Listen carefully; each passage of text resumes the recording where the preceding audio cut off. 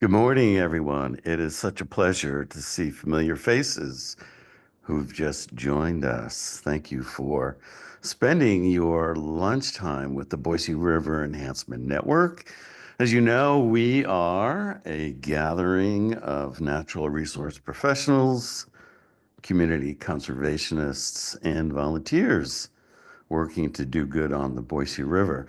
Today, I have a huge pleasure, and that is to introduce who I'm now able to call not just a student, but also a colleague, Tate Libunao, and to have him tell you in a summary what he's discovered about mercury in the Boise River Basin and throughout the Northwest, and how what we have here, or more importantly, don't have here, compares to other locations.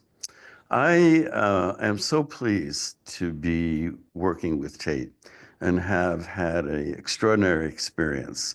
He is, if I were to reach back in history, he is the ultimate scientist. He is the Galileo in gathering information and making observations in a systematic way, putting data in a place where it makes sense and you can find patterns.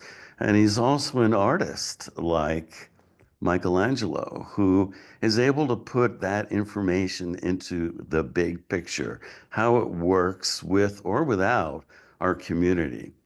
He understands the importance of human health and how that fits into the environment, but also how our environment includes creatures great and small who are as important as we are, some of them as simple as crayfish in the Boise River. Tate, it is such a pleasure to see you. It's such a pleasure to know that you're working with us still. Although you're on the other side of the Rocky Mountains and now learning about water that travels to the Gulf of Mexico and not the Pacific, I know you're doing good in the world. Thank you. I really appreciate that introduction, Rob. It's I was telling Marissa, it's been a remarkable 4 years that I was fortunate enough to work with great people in the Pacific Northwest, communities such as the Boise River Enhancement Network, to really take this project to the next level and impact more than just the academic community, but really get people involved in environmental monitoring and science, right? And today I want to have the opportunity to really talk about some of those findings that communities such as Bren and others throughout the Pacific Northwest really were the backbone in generating an amazing data set that provided us a lot of information into this context of biosentinels in the basin. And specifically today, I want to talk about using crayfish as a biosentinel, as this tool to not only monitor mercury in the basin, the Pacific Northwest, but to connect communities back to their environment in a meaningful way. Currently, I am at the North Dakota Department of Environmental Quality. I have recently began a transition from the 303D impaired waters team into managing the water quality standards of the state. And in that position, I'm really excited to kind of continue the same work that I started in the Pacific Northwest, but on the other side of the Rockies. So today, to kind of set a little bit of the tone and the context of what we did, we first need to talk about this grandeur landscape of the Columbia River Basin. Now, the Columbia River Basin is approximately 258,000 square miles, covers 6 different states, 2 provinces in Canada. It carries the fourth largest volume of surface water in the country, but it also provides economic and ecological and cultural significance to a number of communities within this region. However, in the Columbia River Basin, there's a bit of a problem. And the EPA released a State of the River report excuse me, in 2009 that outlines contaminants of concern that pose a threat to the health of fish, wildlife, and humans. Now, these contaminants are ones that may seem familiar or may not. Things like PBDEs, industrial chemicals, PCBs, we have DDTs in its metabolite. And of course, the contaminant of concern of my choice is mercury, and particularly methyl mercury. Now, to understand why mercury is a problem in the environment, you have to understand that it is ubiquitously distributed across this landscape, primarily input from non-point sources like atmospheric deposition. What happens is that industrial activities such as coal burning power plants emit elemental mercury up into the atmosphere, undergoes a number of changes that allow it to be precipitated back down onto the landscape, where it eventually reaches these aquatic systems. Now, once mercury enters these aquatic systems, it doesn't go anywhere, it doesn't break down. It actually, what we call sequesters, binds to a number of media within these systems until conditions are just right to where it can now become what we say bioavailable. What that means is that mercury can now be transported into the food web as a organic, incredibly toxic form called methylmercury. And now once it's in that food web, it undergoes a number of other processes called biomagnification, where you get high predatory fish or high food chain trophic level animals that are consuming these mercury laden resources. And at the top of that food chain, where humans are, poses the greatest risk to mercury exposure, which can lead to a number of adverse effects. Now, throughout this presentation, I'll reference total mercury quite often. And just for simplicity's sake, when I say total mercury, it's really encompassing all forms and primarily that organic, toxic, bioaccumulative form methyl mercury that we're also concerned about, EPA is concerned about, and this is the form that we really want to understand where it is in the environment and at what concentrations. Now, the problem with mercury being everywhere at these various concentrations is that its toxicity at really low levels necessitates monitoring. Because it is so toxic, at 0.3 milligrams per kilogram, which is parts per million. It's a drop of water in an Olympic-sized pool. We need to understand, again, its occurrence and distribution. Because mercury can elicit neurodegenerative disorders, it can have respiratory impairments, endocrine disruption, renal disruption. We want to know where are some hotspots where we might be exposed to some lethal or sublethal concentrations. However, the challenge with this problem is that if we go back to that Columbia River Basin, right, this massive landscape, how are we going to monitor its occurrence and distribution across 6 states, 258,000 square miles, right? The challenge is that it's really resource intensive to do so, where the analytical cost, because sample sizes increase, the personnel cost, having to recruit all of these technicians, and not to mention the travel cost, exponentially go up as you start increasing in these geographic scales. So we have these mix of problems and challenges, but a real need to understand what's going on with respect to chemical contamination in our environment.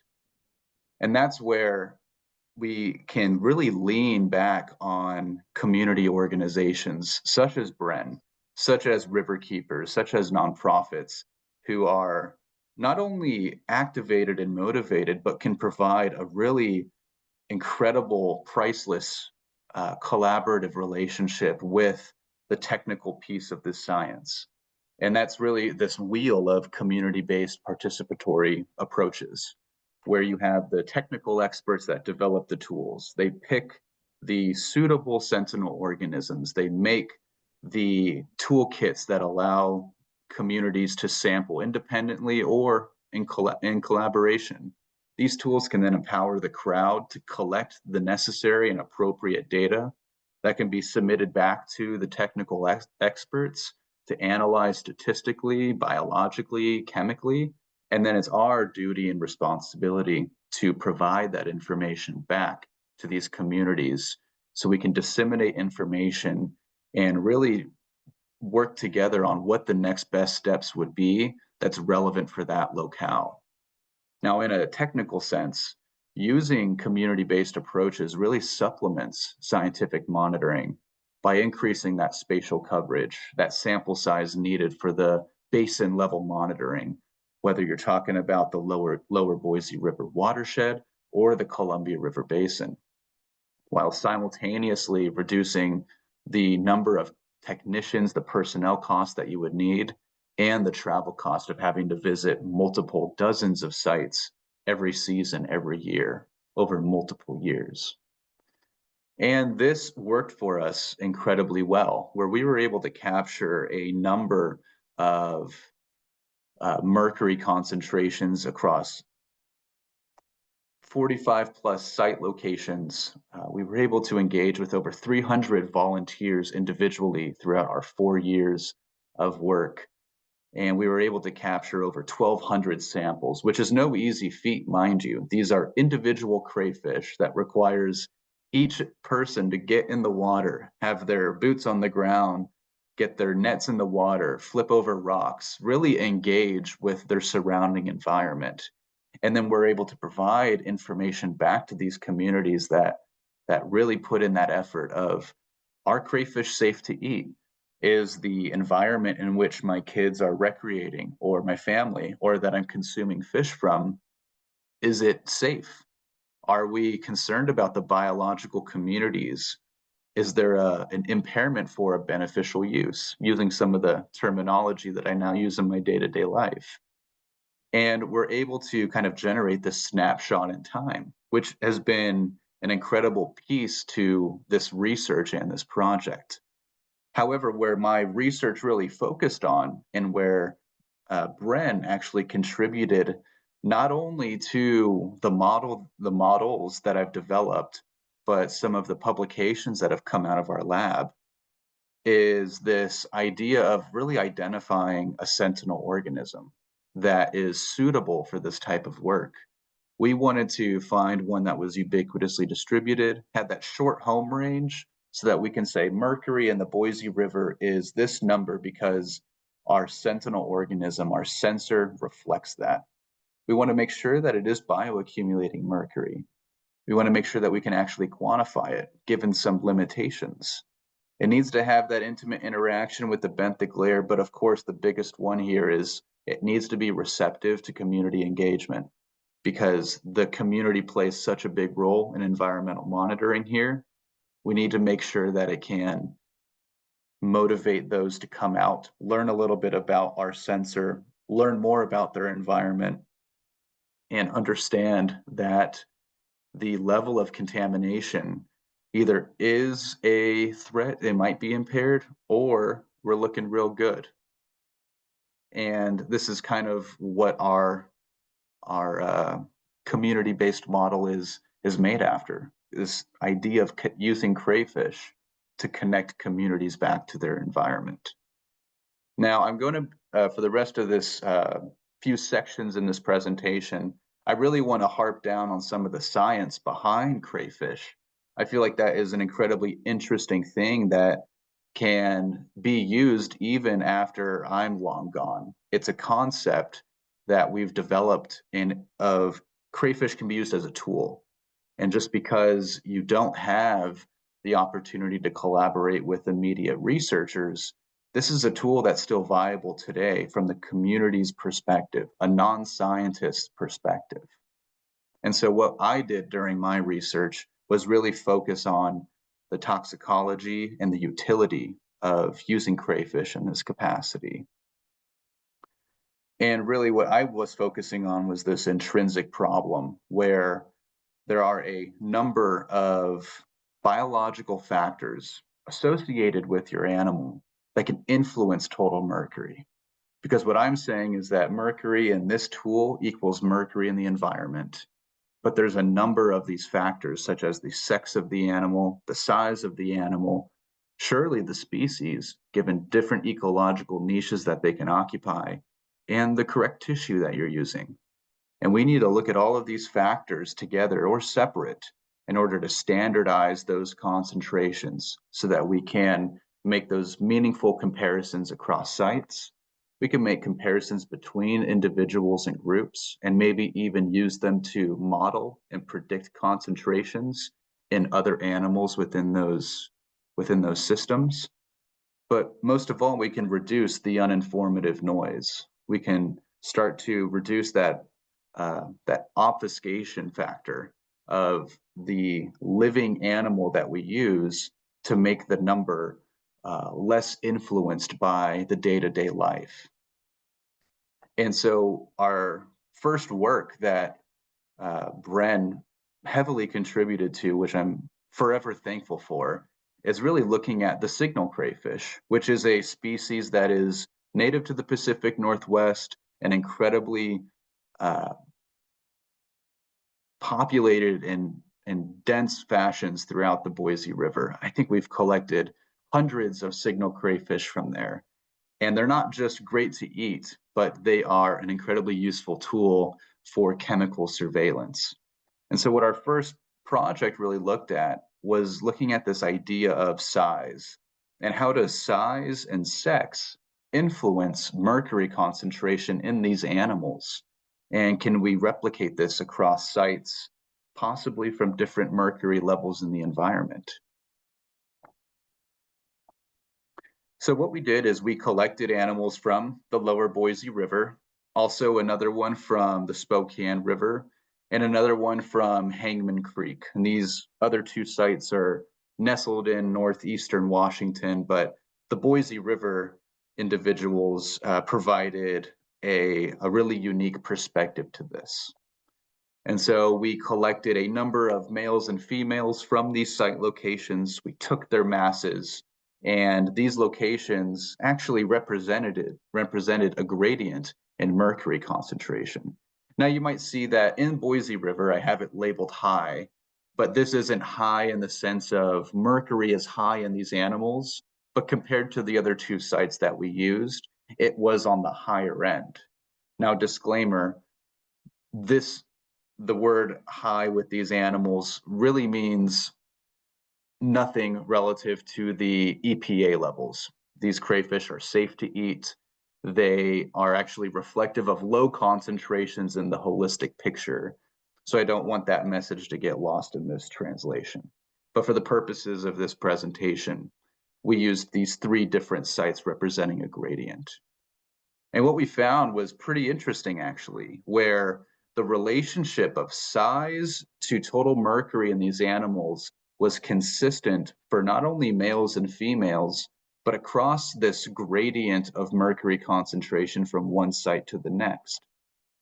What we found is that the slopes actually didn't change, which at face value may not mean much, but from a utility perspective of crayfish as a tool to monitor chemicals, this is incredibly valuable because we don't need to worry about going out and collecting a male versus a female or a small versus a large, or worrying that the influence of spatial variation of mercury might play a role in this relationship. So that right there tells us that signal crayfish are textbook sentinel organisms. And again, we found that when you look at this on a site-by-site basis, there was no significant difference between male and female mercury concentrations after they've been adjusted for their size, but we did see those significant differences across sites. So the variation of total mercury in these animals is not a consequence of the biology of the animal, but more so a consequence of actually what's going on in the environment, which can be a number of factors. Either conditions are more conducive to bioaccumulation in some places. There might be point source inputs. It can really help you narrow down some other more refined questions in a way that might be able to get to some more best management practices or mitigation or identifying possibly point sources. Now, the implications of this, right? Like I said, this really means that signal crayfish are textbook sentinels, where you can take any male or female from a low, medium, or high contaminated environment. You can adjust the size of any of those individuals to what we call standardizing the concentration, reducing that uninformative noise that can then be used to make meaningful geographic comparisons. Now, what does this mean in the context of the lower Boise River? Right? If we have these animals, is there something else that we can actually use them for? Now, tying this back to something a little bit more meaningful, that might mean a great deal to either the city of Boise, possibly anglers throughout the lower Boise River, maybe even IDEQ. We will take standardized concentrations in our tool that can actually be used to inform the methylmercury bioavailability in more ecological or economically relevant species like mountain whitefish or rainbow trout or brown trout. And you can kind of gear these tools to predict what mercury might be at higher trophic levels. Because what crayfish are in this sense are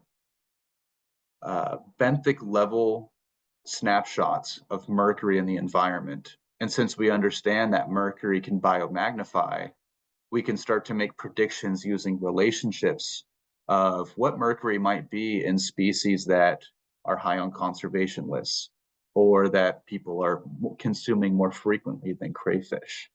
So the utility doesn't stop at just base level environmental monitoring. They can actually be used for other game conservation purposes, which is a huge value in this field, especially from the perspective of human health. Now, we had another research project come out of this as well, and I was talking with Marissa before everyone jumped on of, has the viral crayfish made it down to the lower Boise River? And at least to her knowledge, it hasn't yet, which is great. We do know that it is pretty prolific in the the southeastern part of the state, Henry Slough, Pocatello area. And given the expansion rate of some of these species, there are some models that predict invasive viral crayfish to be covering the Columbia River Basin within the next few decades. So I'm glad that they're not there now. I hope there's going to be some mitigation in the future that can at least slow some of those migrations of those populations. But these guys can establish nasty footholds relatively quick. But we had the opportunity to actually work with them at Lake Roosevelt in Washington in a similar capacity that we've used signal crayfish in the previous chapter here. And we wanted to dig deeper into this concept of, we understand that size matters, sex as male and female may not matter. And this is true for the signal crayfish. But what about these other species in the basin? What about this other invasive species that might be making its way to the Boise River at some time in the future? Are they just a nuisance, or could they actually have value in some mercury monitoring fashion? And we really wanted to understand, okay, what else can we ask here? Now, we wanted to understand the role of sex and tissue type and sentinel suitability. Thus far, we've used adductor muscle as our sensor, but crayfish offer so much more than just muscle as a sink, is what we call it. They have things like the gills, the hepatopancreas, and also the adductor muscle. They have ovaries, they have reproductive organs. There's a whole number of sensors packed within this square of a sentinel organism that can tell us different things of what's going on in the environment, what its accumulation is over its lifetime, or what it might be eating from an acute exposure.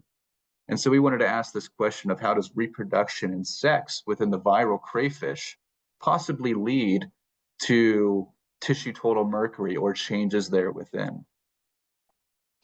So looking at males and females separately here, right, what are some factors that might be influencing male viral crayfish?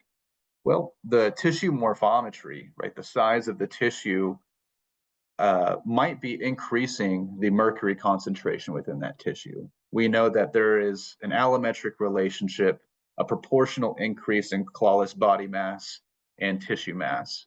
What about the mercury in those? Is that the same as well? But we also wanted to understand how these tissues actually correlate with one another. As one goes up, so does the other, or are they kind of independent sensors of one another, given that they have different metabolic functions, different biochemical makeups? What are we dealing with here? Now, what I really loved about this part was that female crayfish, you don't think of them as just a singular female. Throughout the season, they can go through a huge reproductive change, both morphologically, but also metabolically and molecularly, right? So throughout the season, in a reproductively mature female, you'll have copulation. And this usually can occur between October and December. Following copulation, at some point between March and April, you would have ovarian maturation, where the female is undergoing this huge energetic restructuring, devoting all of its energy into maturing one tissue and possibly allocating resources from storage tissues in order to undergo what we call hypertrophy. And in this case, a growing of oocytes through a process called vitellogenesis. Now, in the viral crayfish, particularly the cambarids, they oviposit in the spring, which is very odd. It's different from the signal crayfish, but interesting nonetheless. And what they do is they release those oocytes, they externally fertilize underneath their tail. And you may have seen this in the field, these in-berry females with a bunch of eggs hanging out underneath them. And this can actually elicit some kind of different brooding behavior. A female carrying eggs will occupy a different niche in the environment to really protect those young. And in this piece of ovarian maturation and oviposition, this is where all the action happens. And this is where we're concerned about how those changes in energy allocation and possibly even tissue morphometry and the atrophy of those storage tissues, like the muscle, like the hepatopancreas, can lead to a change in mercury in those tissues. So what we did, right, and I apologize, this work was done in Eastern Washington, but it still holds relevance to the Boise River because some of the implications from this work very well may be viable if at some point we run into some invasive viral crayfish down in the Boise. We collected males, we collected embryonized females, which are those in-berry ones, and then we collected females in a mature ovarian maturation stage, which is called a stage 4. And these are represented by very big globs of black, swollen oocytes within the female internally.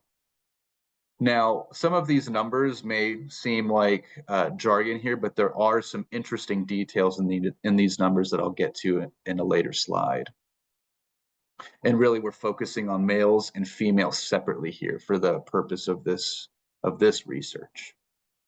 And what we found is within the male viral crayfish is actually similar to what we're seeing within the signals that we collected from the lower Boise River, where we found this allometric relationship, this relationship between the clawless body mass, the size of the animal, and the mercury concentration, and not only the adductor muscle, but also in the hepatopancreas. And what this tells us is that these are one of the same, where both signal crayfish, the natives, and viral crayfish, the invasives, both scale in size and mercury concentration, and they could both be size adjusted, which is great because, like we said, that's textbook sentinel organism. That makes it easy for us to reduce that biological noise so that we can make those meaningful geographic comparisons. But we also found a really interesting piece here, and I had presented some preliminary findings at the Idaho Water Quality Workshop in 2024, I believe, and Rob was there as well. But what we found was this, what I would say, an astonishing relationship that kind of goes against some of the literature. And we saw that animals with higher hepatopancreas total mercury that has been standardized for the size had significantly higher total mercury in that tissue when you had males with non-detectable levels of mercury in their gills versus detectable levels. And looking at the bottom graph here on the left, you can see that males with detectable gill total mercury had significantly higher hepatopancreas mercury than those with non-detectable total mercury in their gills, which means as mercury goes up in the gills, mercury is actually going up in the hepatopancreas. But that's not the case for the muscle. This is interesting because the literature states many times that mercury is predominantly accumulated from the environment through dietary behaviors. And what this tells us is that mercury in the water column via diffusion across the gill epithelium might actually be playing a role in the accumulation of mercury in this species. And it might be environmentally related, but we can't discount waterborne mercury within these animals.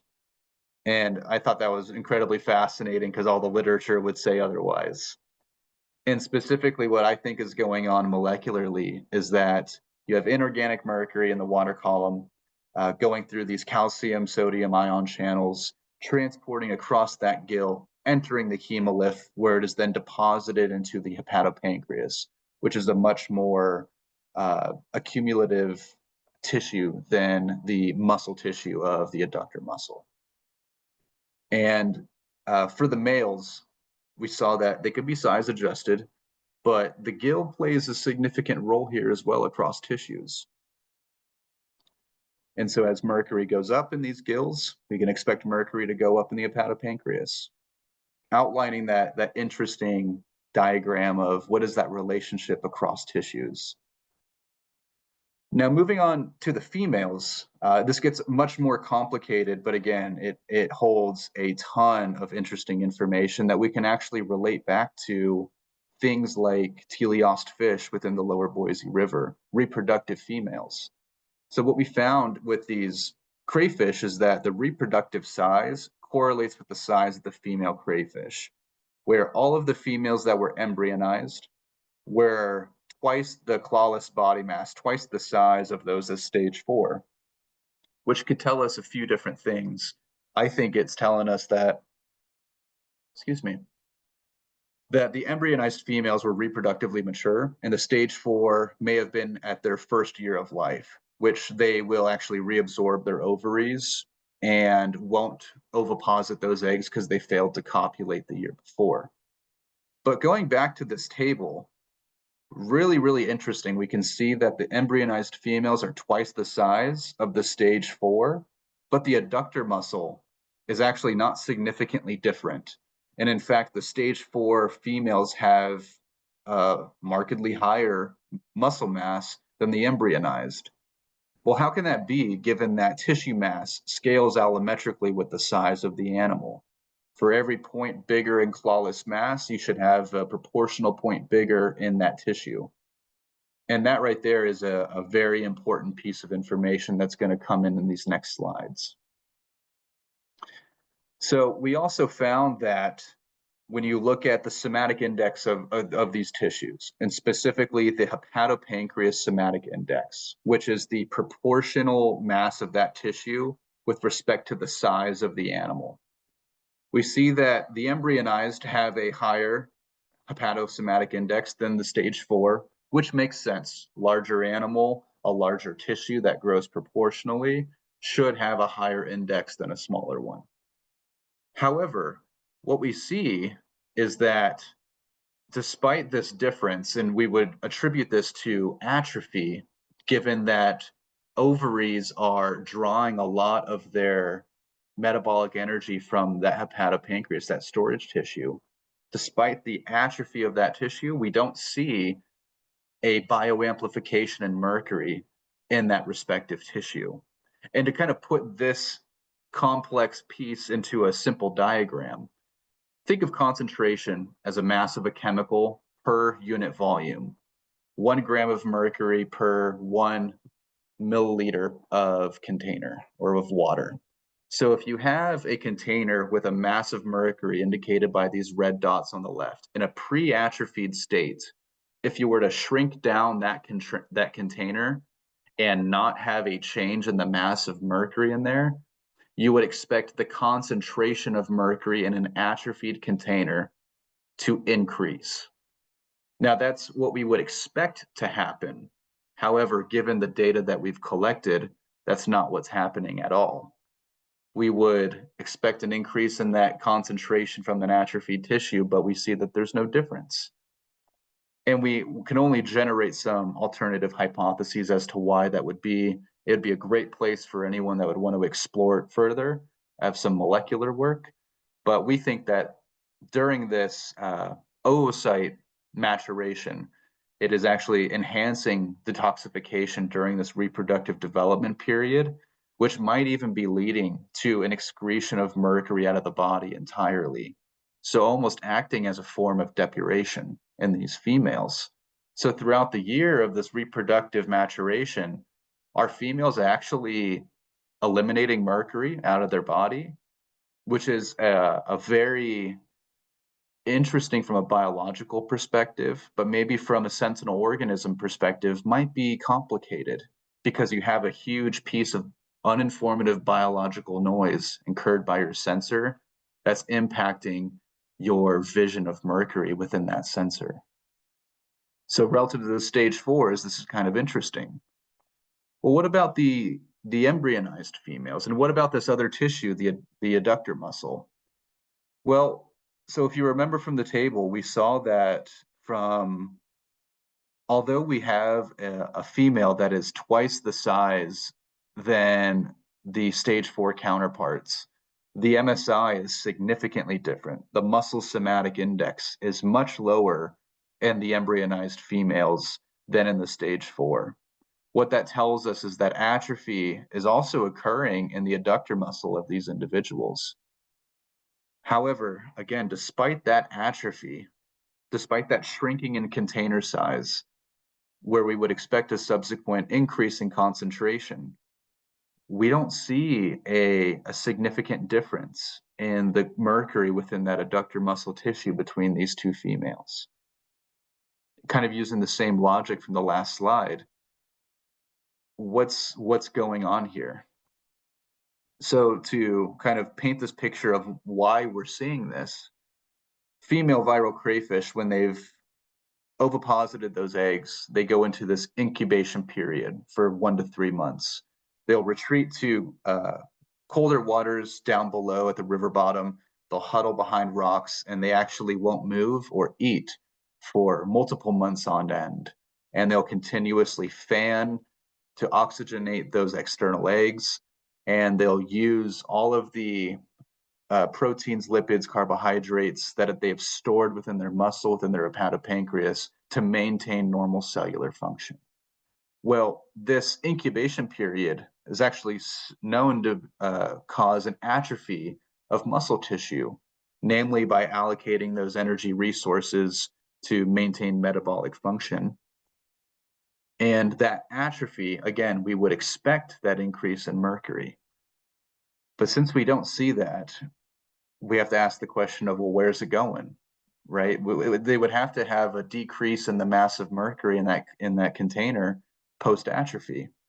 And what we would expect, again, another really interesting research place for anyone who wanted to pursue it in grad school or as a side project, is that the catabolism of adductor muscle nutrient reserves actually mobilizes this protein that's bound to mercury out of the animal. Again, putting this all into context, it seems that females might actually be much more complicated than just picking them up out of the water and using them as a sentinel organism in this capacity for this species. We also see, excuse me, that a lack of bioamplification indicates that net loss. So we could speculate maybe it's maternal transfer, where reproductive development can allocate those nutrient reserves from the muscle and the hepatopancreas, things like your lipids, your proteins, your carbs, that are then being used to grow and swell those ovaries internally. And so mercury is bound to all of these, this biochemical profile is it really just being allocated to this tissue that's growing within the female? And so what we see actually is that there is some maternal transfer of mercury, which is an important piece it's an important piece from a sentinel's perspective, but it's a phenomenon that we're not a stranger to. We see this in fish. We see this with other chemicals in fish as well, like selenium, which is a hot topic. And much like selenium, mercury does have the capacity to be transferred into maturing ovaries and possibly depurated into its eggs once oviposited. But what we also see here is that the stage 4 females have a higher mercury within their ovaries than the embryonized females do within those external eggs. So with the stage 4, what we're thinking is that during the gestation, the development of these ovaries, the female's eating mercury-laden resources, and there is a equal distribution of mercury that is being transported to different tissues and eventually gets sequestered within those ovaries. So the consumption of mercury during ovary maturation might be responsible for why we're seeing what we're seeing. So why are the embryonized so much lower? Well, I would hypothesize that because the eggs are externally laid, water can possibly be permeating that egg membrane and creating a dilution effect. So increasing the water within those eggs, within those embryos, and diluting the concentration of mercury. Again, another really interesting research avenue if anyone wanted to pursue it or even talk to me about it a little bit more at another point in time. Now, the implications for this, and I thank you for everyone staying with me through the technical pieces, but I promise there's going to be a full circle moment here. So what we see is that with males, they're standardizable, right? If you wanted to go out within the lower Boise River and hopefully, down the line, we don't see invasives, but if you do, there might be some utility to them. We can actually capitalize on their invasion within native waters. So they're not just a nuisance, but they actually do have utility. So males are standardizable through the size adjustment models that we've created to use them in. And we also see that whether you're looking at a male viral crayfish or a male or female signal crayfish, they're very similar in the approach that you would take to use them to monitor mercury or maybe some other bioaccumulative chemical. But what we also see is that with females, although they're not able to be size adjust in the same way as males, we see that a change in tissue mass doesn't necessarily mean a change in tissue total mercury concentration, right? Which is great for us because that means that we're not seeing significant differences in these tissues depending on when you pick up a female out of the water, depending on the time of the year. Maybe when it has eggs or maybe when it's going through its reproductive development. And we also see that the maternal tissues, the hepatopancreas, the gills, the muscle, aren't allocating their concentrations that have been sequestered within those tissues to be donated during reproductive development. So although they are much more complicated and maybe from a suitable sentinel perspective, they wouldn't be as effective as using a male, but they're still viable to use in the same capacity. They just might take a little bit more finesse to use. Now, bringing this in the context of citizen science, right? What is all of this stuff that I've talked about today? So citizen science is, as I've said, a very powerful tool, but there is a current gap, what we call the Great Chemical Divide. And the current state of community-based participatory approaches is really divided into two chasms. One of what communities have the capacity to measure, what chemicals the community has the capacity to measure. And those are things like the pH, right? The dissolved oxygen, those metals of taking water samples like copper, arsenic, aluminum, nitrates, your nutrients, your nitrogen keeldoll, atrazine strips, they do have a huge toolbox at their disposal. But in today's day, we're looking at incredibly powerful and toxic chemicals that occur in the most fractional, the most infinitesimal concentrations in the water column and in our biological communities. And there's this disconnect between what communities can measure versus what they should be measuring.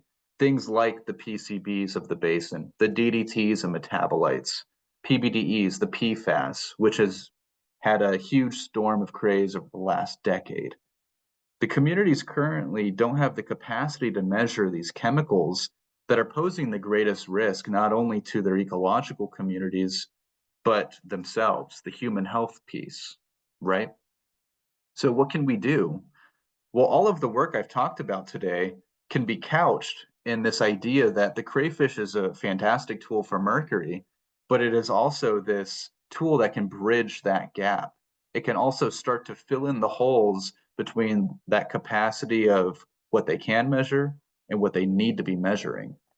We can use crayfish to not only monitor mercury, but other bioaccumulative contaminants, microplastics, PFAS, DDTs, your organic pollutants, a suite of metals too, everything under the sun we can do.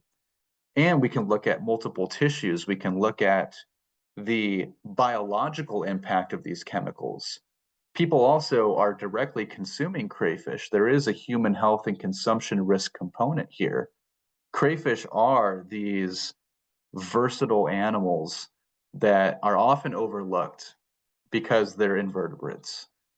Much like all the other invertebrates, they don't get a lot of love, right? But they're, if you can look at them in a different light of, they actually have a ton of value, especially from the environmental monitoring perspective, the ecological health, the human health. There is this incredibly rich opportunity to use them to bridge all of these different facets together. And most importantly, crayfish have the capacity to engage with the community.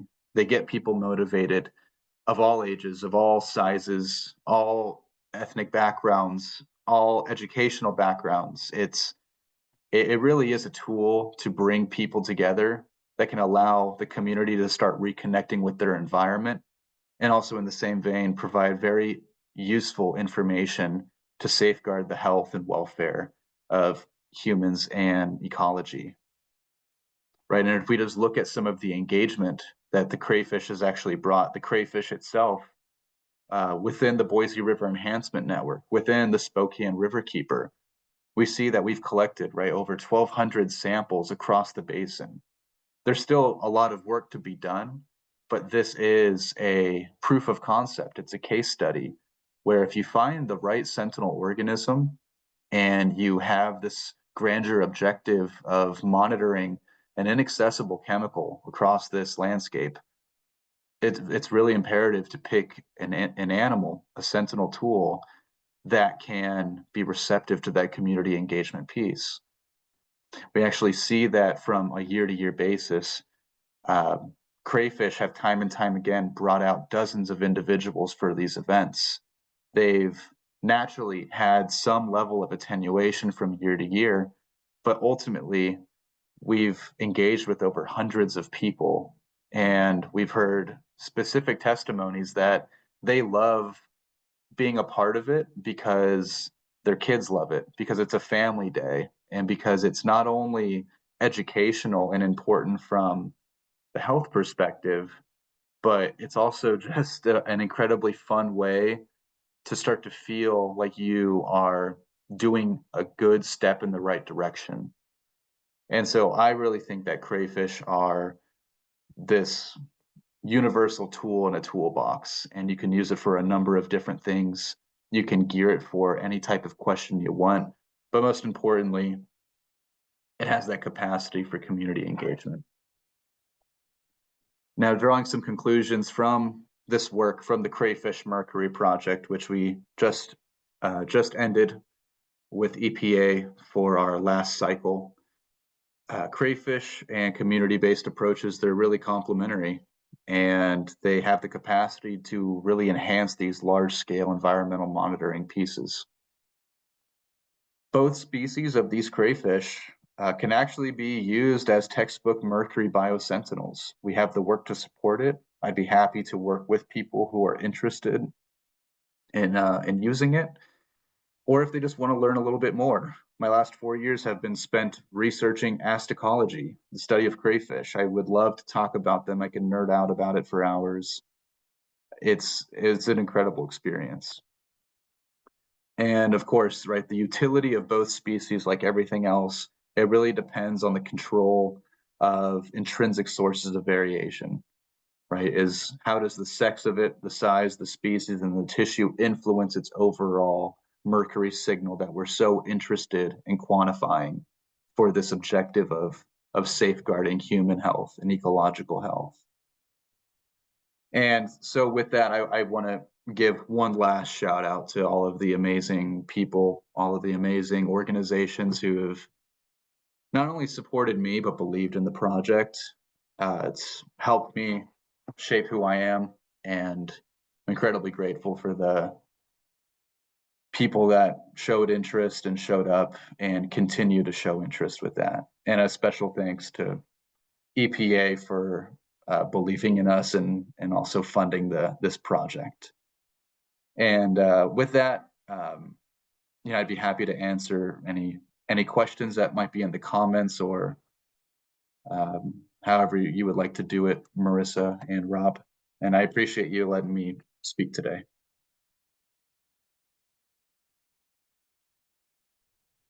Thanks, Tate. I don't see any questions in the chat, but if anybody has some, feel free to unmute yourself and go ahead and ask them.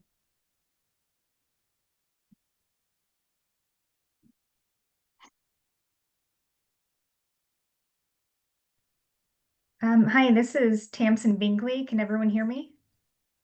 Yep, I can hear you, Tamsin. Okay. I may have missed it, but did you talk about the results of the Boise River and mercury levels based on what you've found, at the end of all of this? Yeah.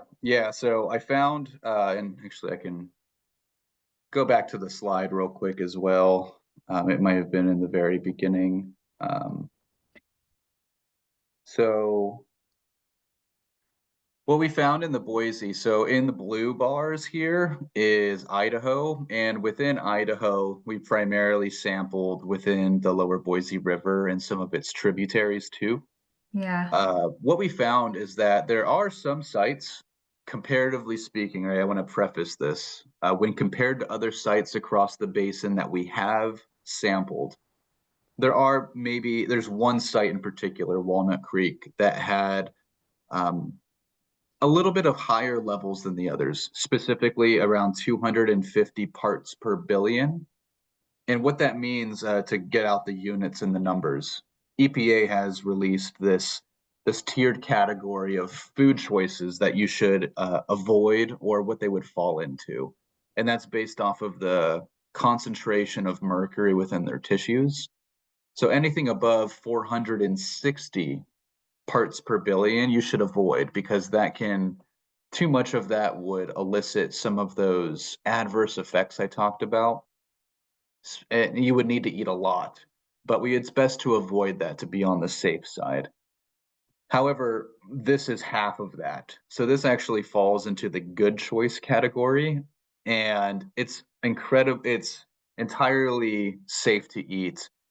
We found that across all of the other 8 sites that we sampled on the Boise River, or maybe 6 sites, they're all safe to eat. They're all very low in the grand scheme of things. We're not seeing any concentrations that would elicit any adverse effects to the animal themselves, or if you were to consume it within the human community, you would not experience any type of adverse effects. So that's great. But what we are seeing is that there are some sites that have higher mercury than others that do exist in the lower Boise River watershed. And that could be due to a number of things. Likely not a point source problem. I doubt that there would be a discharger or a mining operation that is directly inputting those, but what it could be is some legacy concentrations, historical mining tiles that might be leaching mercury into the water, or something that I'm a little bit more interested these days is a changing climate could possibly lead to changing conditions in the water bodies that would lead to higher concentrations of mercury within the food web. That's going to be a very long-term question, and I don't think it's happening, at least in this case, but globally at the moment. But it's something to think about over time of how are mercury concentrations in the environment going to change with this changing climate. Even if we were to put a stop on all mercury inputs into the environment, mercury is still in the environment. It's persistent. It's not going to go anywhere. What does that mean when conditions are conducive to making it more bioavailable? And what do we do? Short story long, sorry about that. The Boise River, very clean with respect to mercury. Thank you so much. And I just wanted to say that I appreciate all of the science that went into determining that the crayfish was the appropriate sentinel species, and even the type and the sex and all of that kind of stuff, because then I have even more confidence in the findings of your work. So just wanted to put that out there. Thanks so much.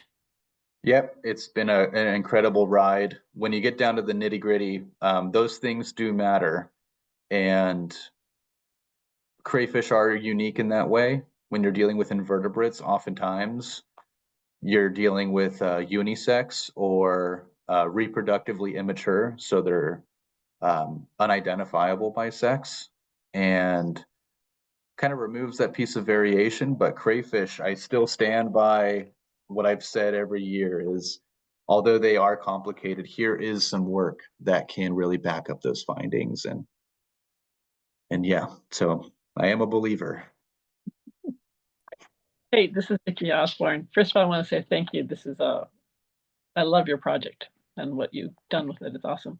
But I'm curious, is there crayfish in North Dakota, and is that something that you hope in the future to kind of extend and apply your work? There are crayfish here. The species, I believe, is neither the northern crayfish, the viral, or there's no signal crayfish here. I think I have seen reports of the rusty crayfish, which in the Columbia River Basin region is an invasive. They, at least within my current job, there's no talk about using crayfish in that capacity. I really wish there was. But all that being said, I was talking to Marissa earlier, and one thing that North Dakota is lacking that Idaho has done an amazing job at, and the Pacific Northwest in general, is grassroots activism for the environment. There are 2 total citizen science organizations in the state, and they are both river keepers for the Red River and the Cheyenne River, which is on the eastern part of our state. I am on the western part. I am right on the Missouri River, and there is not a single organization that is ever been incepted for water quality or game and fish or conservation. And so, all that to be said, there might be opportunity for me to kind of pursue that as a passion project. I would love to continue working with crayfish, but at the end of the day, my real passion is water quality. And if it means working with just water or working with crayfish, we have a ton of bivalves here, a lot of unionids that would be just as viable and a new venture to go on. I would be very fortunate to do so. So fingers crossed that I would have the opportunity, but crayfish are not as popular in these parts. I wish they were, because they are so valuable. Thanks. Well, good luck. Thank you, Vicki. We have one question in the chat from Mark, who was asking about opportunities and challenges in supporting costs of chemical analysis for future monitoring. Yeah, so that's a tough one because, right, the reason why we were able to do what we did and in collaboration with Bren was because we were funded by the EPA, and being a part of academic research, in my opinion, one of the better parts of it is that you have freedom to do what you like to do and pursue what you like to do. The funding part has now been removed from that equation, at least with the Crayfish Mercury Project, for analytical costs, technical costs, and things like that. But and I'm not sure about how this comes about within Idaho, but at least in our state, we have Clean Water Act 319 money and 604B money, which are open for nonprofits, non-federal agencies, non-federal, non-state agencies to apply for water quality monitoring projects. This might be different in Idaho, but this is just speaking from personal experience of what people have done here. And there are pools of money that fund specifically this type of work, as long as the end goal is to safeguard water quality. So if you were to take all this information and this research, which has sources cited, it has data sets to go along with it, rationale, and supporting documents, you could identify a pool of money. And I'm sure Bren probably has a list of places that might be good candidates for that, and really spearhead this as nonprofits. I think the work, the heavy lift has already been done, and it is now more or less a refined tool. Because it's a refined tool, it would be a lot easier to leverage those technical and analytical costs to be awarded to you, as opposed to having to start from square one. I really wish that EPA had a little bit more skin in the game when it came to recognizing that this is something that is worth continuing to fund or have an open pool for. Unfortunately, especially with the state of how things have gone, at least an interest in the environmental world, that's not the case. My recommendation is maybe continuing a collaboration with the University of Idaho, or trying to find one of those sources of pools of money.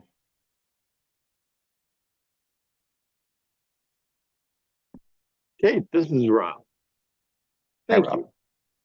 Thank you so much. I would like to remind those of us who are together today that this is all about a resource that we care so much about.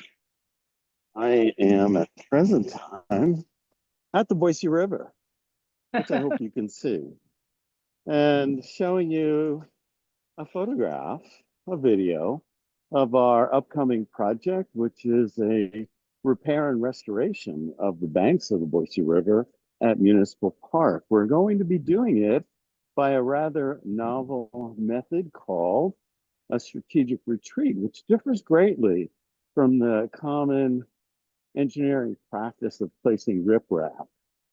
Keep your eyes open on our website for future developments of this project, likely to go to construction in the fall of 2025. I'd also like you to check our website on occasion for upcoming events. One of them is our annual meeting, which we hope will be both informative as well as entertaining. And as always, it would be remiss of me not to request that you support us with time, talent, or treasure. If you do wish to donate either of those three, you can do so by scouring our website. And in particular, if you want to throw some money at us, we'll make sure we leverage it with the time, talent, and treasure of others and put it to good use. Thank you all for being with us today, and get out on the river. This is why we live here. Thank you.